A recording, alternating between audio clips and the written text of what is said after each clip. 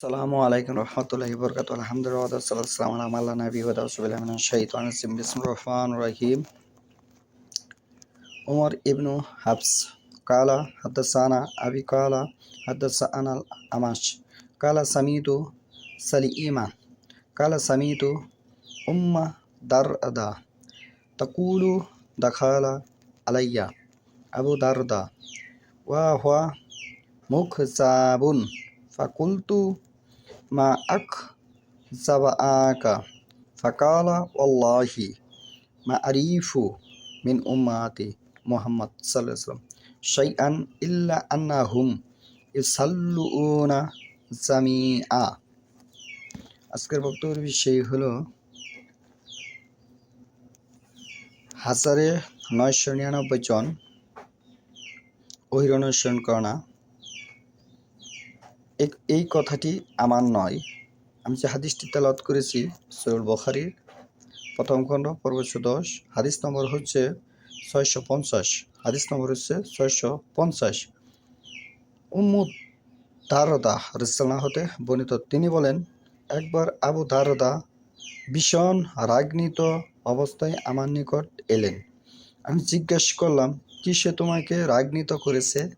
তিনি বললেন, আল্লাহর শপথ, মুহাম্মদ সাল্লাল্লাহু আলাইহি ওয়াসাল্লামের উম্মতের মধ্যে জামাতে সালাত আদায় বাদ দিয়ে তার তরিকার আর কিছুই দেখছি না, তার তরিকার আর কিছুই দেখা যাচ্ছে না।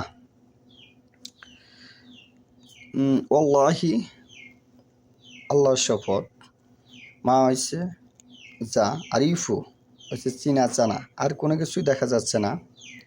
মিন উম্মাতি, এই উম্মতের মধ্যে মুহাম্মদ সাল্লাল্লাহু উম্মতের মধ্যে শাইআন, কোনো কিছু বোঝানো হয়, বস্তু কোনো কিছু জিনিস বোঝানো হয়, সে কোনো কিছু নেই, ইল্লা ব্যতীত, আন্না হুম তাদের মাঝে, ইসাল্লুনা সালাত জামিআ, মানে জামাতে সালাত আদায় করাটাই সমাজে দেখা যাচ্ছে, সে আর কোনো কিছুই পাচ্ছে না দেখতে, যে মুহাম্মদ সাল্লাল্লাহু আলাইহি ওয়াসাল্লামের যে তরিকা, যে ইসলাম, সেটি সে আর দেখতে পাচ্ছে না। বর্তমান প্রেক্ষাপটে এটিও আমরা দেখতে পাচ্ছি যে বর্তমানে যে ইসলাম, এটি আসলে বেদাতের সংখ্যা বেড়ে গেছে এবং খারিজিদের সংখ্যা বেড়ে গেছে, রাফিজিদের সংখ্যা বেড়ে গেছে।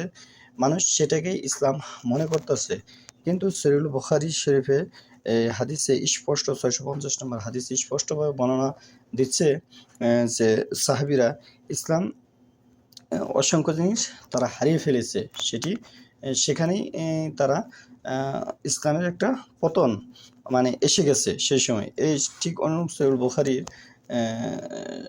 প্রথম খণ্ডে 529-30 নম্বর হাদিসেও আনাস রাদিয়াল্লাহু থেকে জুহরি রাদিয়াল্লাহু থেকে হাদিসটি এসেছে।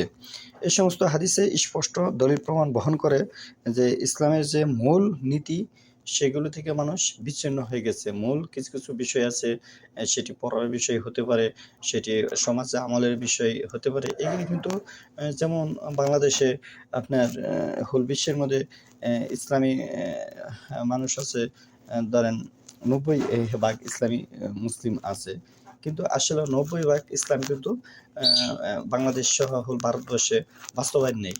তাহলে এটি একটি ইসলাম মুসলিমদের জন্য একটি ব্যর্থতা।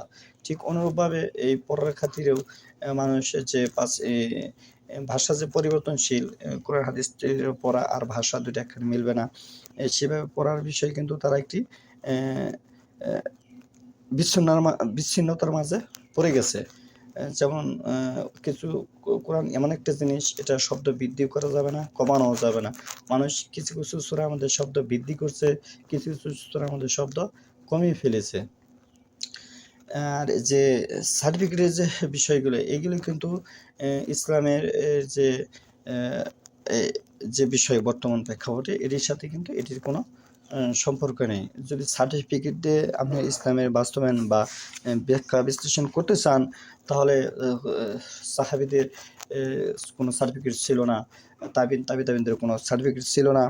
তাছাড়া এখানে সার্টিফিকেটের বিষয়টা যদি আপনার গুরুত্ব সহকারে দেখতে চান, তাহলে এই সহিহ বুখারীর 658 নম্বর হাদিস, এটি এরকম আরও অসংখ্য হাদিস আছে, এগুলো হাদিসগুলো বাদ পড়ে যাবে, কারণ আল্লাহ রাসূল সাল্লাল্লাহু আলাইহি ওয়াসাল্লাম বলেছেন যে বয়সে বয়সে ইমামতি করবে সে কিন্তু বলতে পারতো আল্লাহ রাসূল সাল্লাম যে তোমাদের মাঝে যে কোরআন বেশি পড়তে পারে সে ইমামতি করবে। সে আল্লাহ সাল্লাম এটা বলতে পারতো যে তোমাদের মাঝে যে হাদিস বেশি জানে সে ইমামতি করবে। সে কিন্তু এই কথা বলেনি।